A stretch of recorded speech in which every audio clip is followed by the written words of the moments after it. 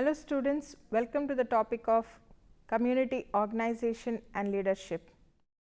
Today's lesson is process of community organization. In this, let us understand the characteristics and roles of community organizer, comprehend the process of community organization and understand the steps in group formation.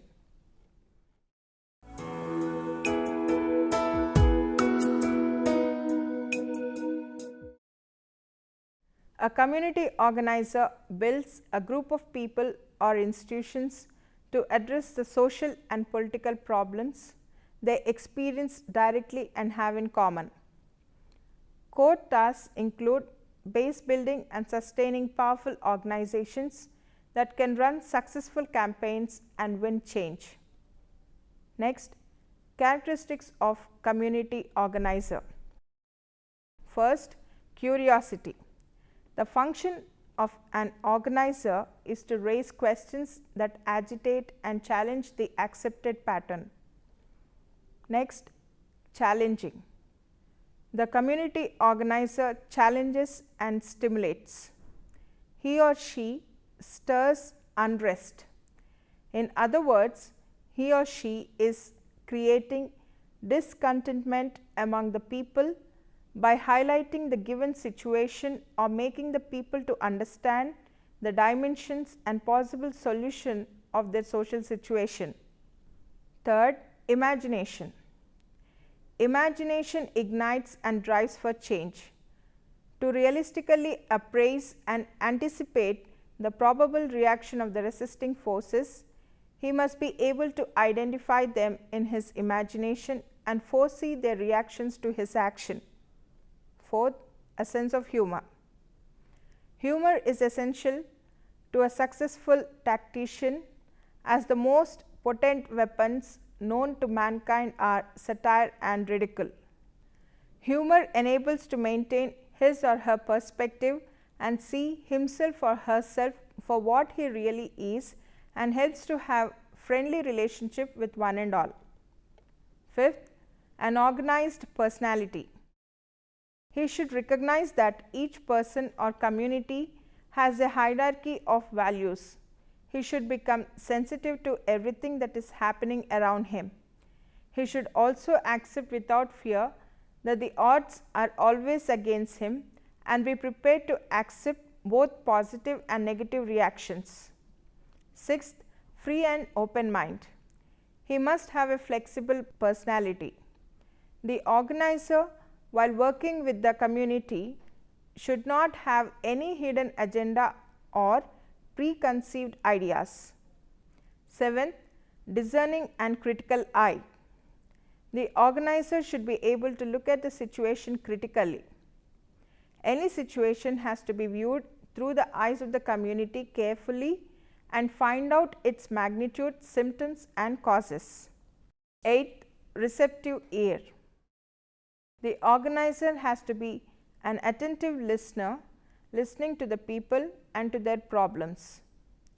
The organizer, while working with the community, has to be patient in listening and should not give orders to the people.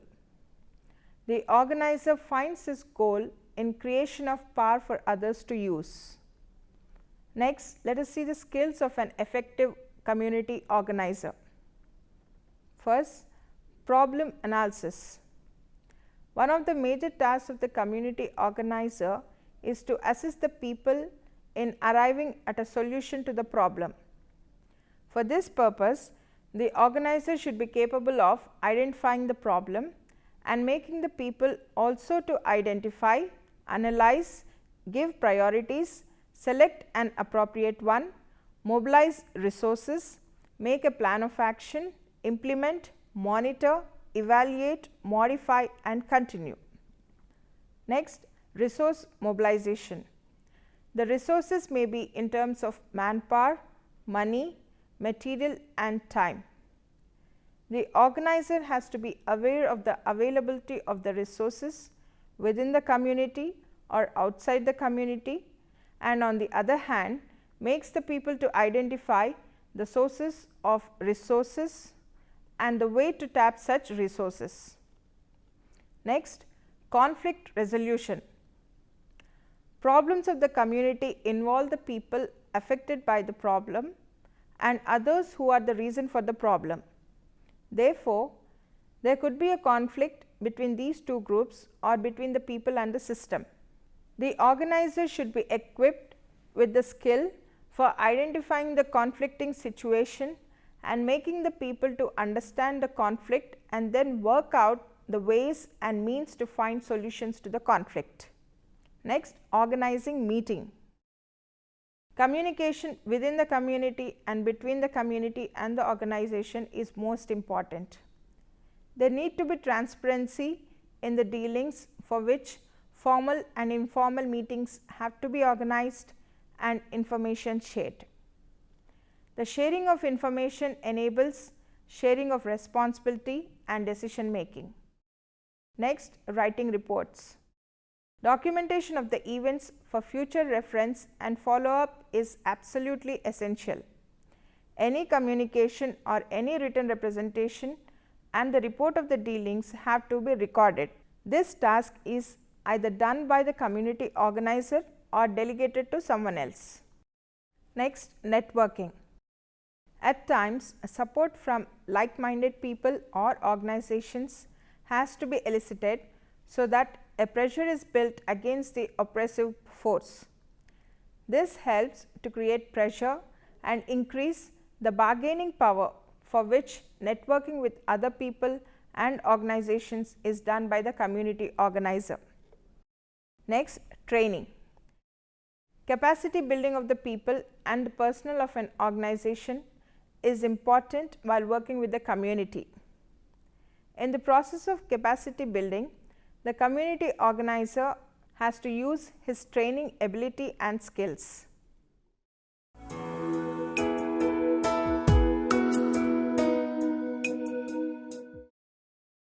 Roles of community organizer. First, communicator.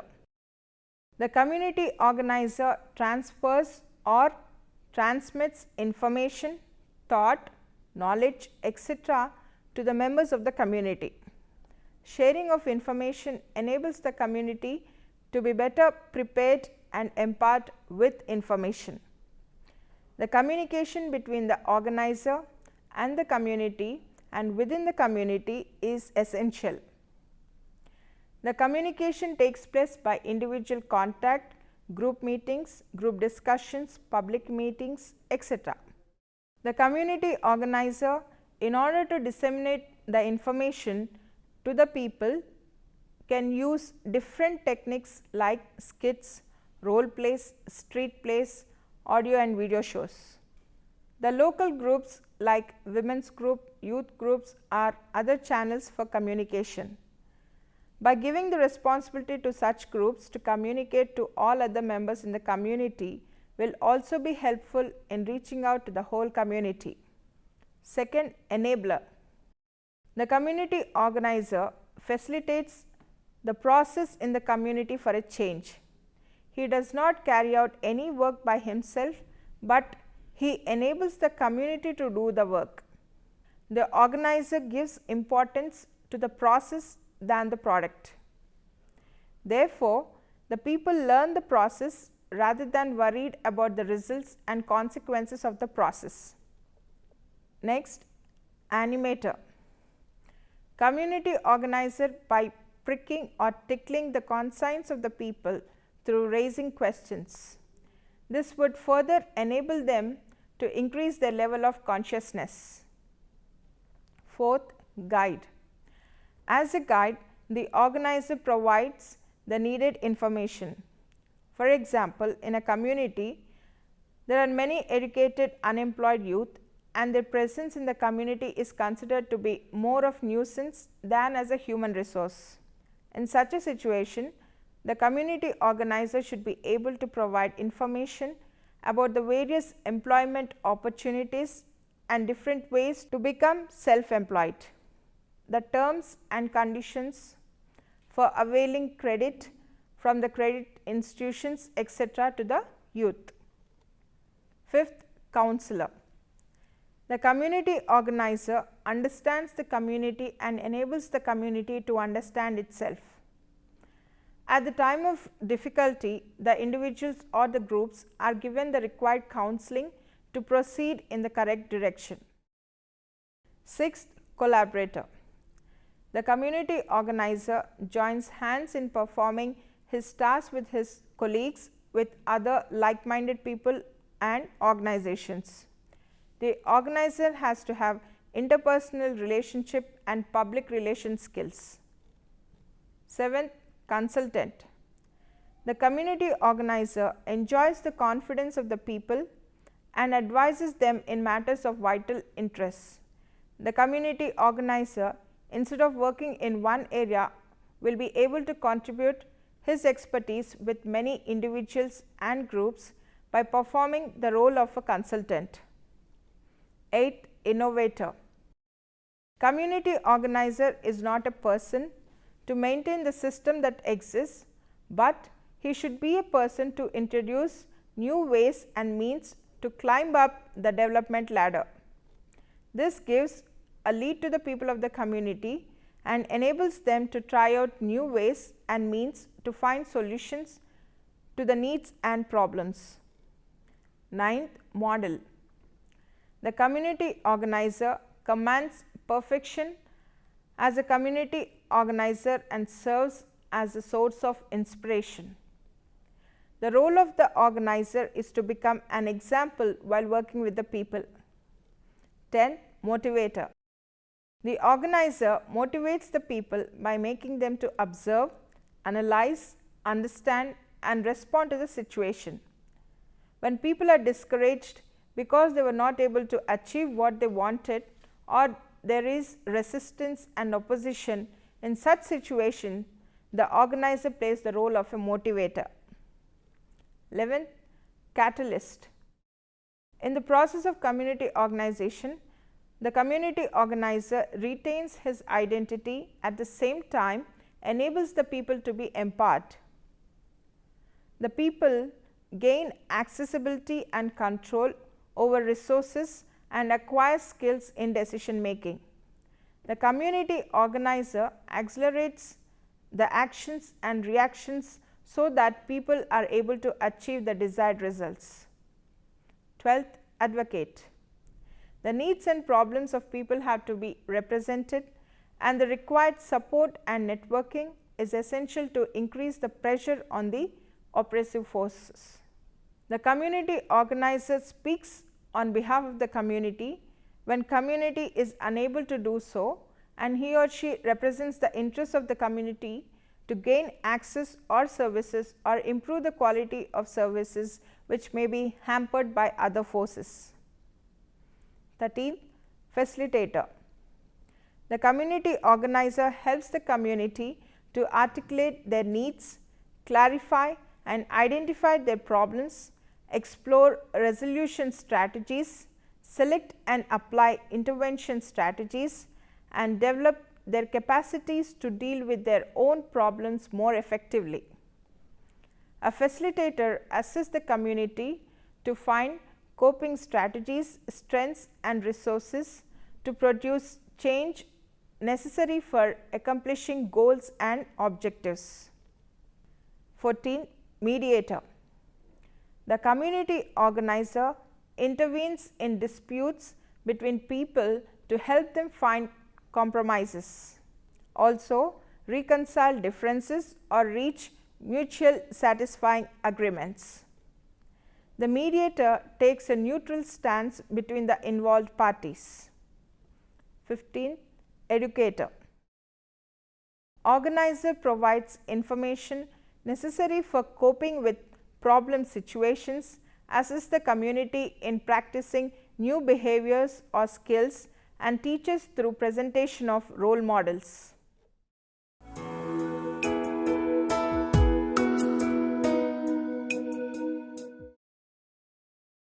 The term community organization covers a series of activities at the community level aimed at bringing about desired improvement in the social well-being of individuals, groups and neighborhood.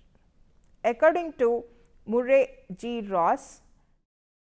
Community organization is a process by which a community identifies needs and takes action, and in doing so develops cooperative attitudes and practices. Next, steps in community organization: integration, social investigation, issue identification analysis, core group formation, groundwork and community meeting, role playing, mobilization or action, evaluation and reflection, formalization of the community based organization, and phase out. First, integration. In this process, the organizers blend with the local community and undergoes the same experiences of local people so as to build mutual respect, trust and cooperation. This can be done in many ways, such as participation in production activities, house visits, congregating and conversing with the people in communal areas, and attending social functions like feasts, etc. Second, social investigation. This is the process of systematically learning and analyzing the various structures and forces in the community, as well as the problems and issues that need immediate or long-term solutions. The organizer determines the community's interests and attitudes towards issues. Also, identifies potential leaders and comes up with a tentative approach. Social investigation may include interviews and dialogue with people, personal observations of the organizer, and review of secondary data or participatory approach such as focus group discussion, and it is a continuous ongoing process. Issue identification and analysis. This is the process of identifying, analyzing and ranking community problems according to their importance. It aims to identify the common felt needs, not perceived needs of the community, prioritizing the problems based on the urgency of solving them, the number of people affected, and the probability of resolving them through community mobilization has to be taken care. These issues or needs often addressed through self-help or externally assisted socio-economic projects. Fourth, core group formation. This means involving the local leaders who have been identified by the organizer during the integration process. They are then constituted as the core group. They may be the temporary leaders, that is, until a formal set of leaders are elected or chosen by the community. This process is necessary for the next stage of organizing, mobilization, and to organize people. Good community leaders are usually those who belong to poorer sections of the community, are well respected and influential members of the community, possess a critical perspective, are desirous change and are willing to work for change, value collective leadership and democratic participation, and also can communicate effectively and can find time to perform necessary tasks. Fifth, groundwork and community meeting. Groundwork means to motivate people on a one-to-one basis or through informal group discussions towards collective actions, sometimes with the help of a core group. It aims to bring about the emotional, mental and physical energies of the people and raise them to the level that they are willing to take collective action. After this achieved, a community meeting is held to arrive at an agreement on the necessary actions and to delineate tasks to be undertaken to resolve their issues. After this achieved, a community meeting is held to arrive at an agreement on the necessary actions and to delineate tasks to be undertaken to resolve these issues or problems. In some cases, it is the core group who handles the meeting with the organizer staying in the background. Sixth, role playing. This is a simulation practice for the community members who have to negotiate with persons or authority or even the adversary. In this session, the organizer envisions every scenario that may take place during confrontation or dialogue between the community and the target. It aims to prepare the leaders for the actual process of negotiation and anticipates possible outcomes to ensure success for the community. This process is usually done in organizing community for an issue based action. Seventh, mobilization or action. This is the high point of the organizing process. Action may mean engaging in a dialogue or protest under issue based organizing, starting a livelihood project or a cooperative under project based organizing. Mobilization or action is the community's expression of power while confronting the powerful forces. Eighth, evaluation or reflection.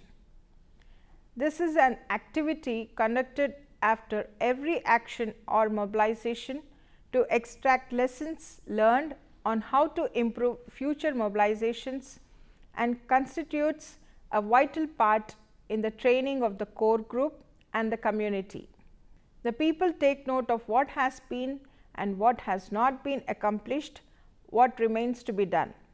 It is also an assessment of the strengths and weaknesses of the community's mobilization. It can also be a self-assessment of all the participants. Next, formalization of the community-based organization. The people's organization is best done after the community undergoes a mobilization or action phase and an evaluation or reflection process. Principles in setting up of the organization are: ensure the maximum number of membership, practice a collective or shared leadership, and emphasize simplicity of the structure. Next is phase out. Community organizing is an enabling process. There comes a time when the organizer becomes dispensable and the people's organizations take over. When the indicators for success set by the community organizer have been significantly met, example, high level of socio-political awareness, sustained membership participation, a vibrant pool of trained community leaders, clear plans and goals set by the community, etc., the organizing process may be turned over. The phase out stage includes the transfer of community organizing roles and responsibilities as well as documents.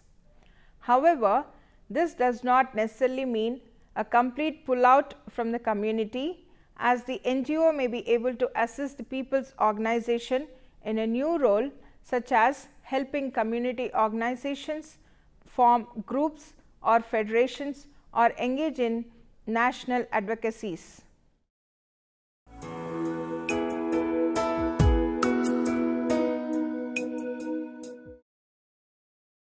Let us see an example of SHG formation. Phase 1, identification and formation of SHG. In this, step 1, collect information about the village by using participatory rural appraisal techniques. Under this, credit needs and analysis of sources of credit and its incomes and seasonality. Through social and resource mapping, availability of natural resources or location of households, location of drinking water facilities, grazing land, cultivatable land, forest, skills available in the village, markets existing, people's perception about poverty, and what are the resources required for the development of family and affinity groups available in the village, and wealth ranking exercise can be done. Step 2. Meet with men and women in village and explain to them the purpose of intervention. Tell the villagers the reason. Step 3. Conduct 4 to 5 meetings over 4 to 5 months and set an agenda for each meeting. Under this, in each meeting, discuss with them and plan out. Talk about family issues or community issues using the data collected through PRA. Talk about saving and lending. Talk about self-help concept or self-help groups. Talk about rules and regulations in self-help groups. Familiarize members with books to be maintained in SHG. Elect representative and explain responsibilities of members. Give the group a name and help to open a bank account. Phase 2. Stabilization phase during 4 to 15 months. Under this, continue to attend their meetings on regular basis. Encourage members not only to save but also to start lending to their members for both productive and consumption purpose. Assist them with books and help them to write if they cannot write. Take up numeracy and literacy classes if possible. Organize a common action program, example tree plantation, cleaning drive, health program or building up a water source. You can also plan this with the villagers and help them to organize it. Bring in bankers, government officials from other departments like KVIC, health, agriculture, BDO, soil conservation to interact with the self-help groups and organize a meeting. Start organizing a training program equipped for the capacity building training of the SHG. Grading of SHG may be done at this stage. The next phase, that is phase 3, withdrawal. By now, SHGs are well prepared to receive external assistance from SGSY program or non-SGSY finance of NABARD or banks or any other source. By the end of 15 months of continuous working with the SHGs, now prepare to withdraw support to SHGs. Start by reducing your attendance to their meeting, but continue to monitor them and teach them how to access themselves. This is the process of community organization. Any questions? Hello ma'am, I am Sunita. I have a question. Why phase out stage is necessary in community organization? Community organizing is an enabling process, but there comes a time when the organizer becomes dispensable and the people's organizations take over. When the indicators for success set by the community organizer have been successfully, significantly met. Example, high level of socio-political awareness, sustained membership participation, a vibrant pool of trained community leaders, clear plans and goals set by the community, etc., the organizing process may be turned over. At this stage, the phase out stage is essential. Any more questions? Well then, this is all about the process of community organization. Thank you.